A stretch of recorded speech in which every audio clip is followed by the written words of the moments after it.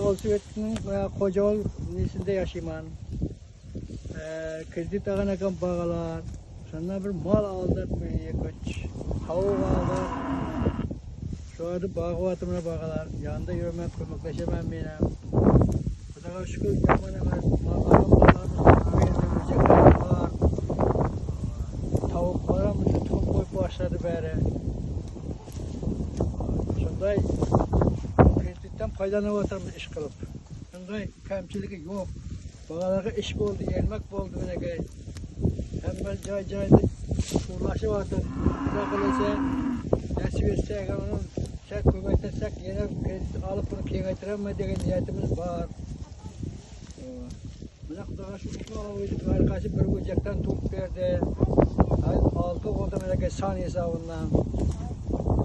Kudağa şu yine ilacı olsa kredi yine köbürek alıp şunu kengaytıracakmız. Bağlarga iş oldu, işi oturuydu beri. Hemmesi cayına düşüp gitti. Kemçilik yok.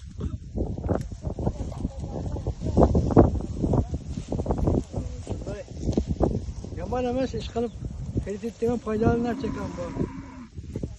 Malımızga mal koşardık, tavuk koşarlardı. Şunday kengeye batıyıplar. Dergede yermek oldu kayda kara bir menekey.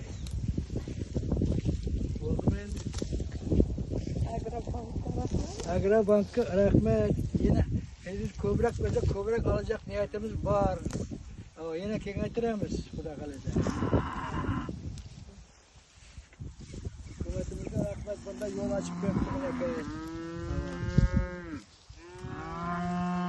Yok nereden bağırıp attı Xudoga şükür.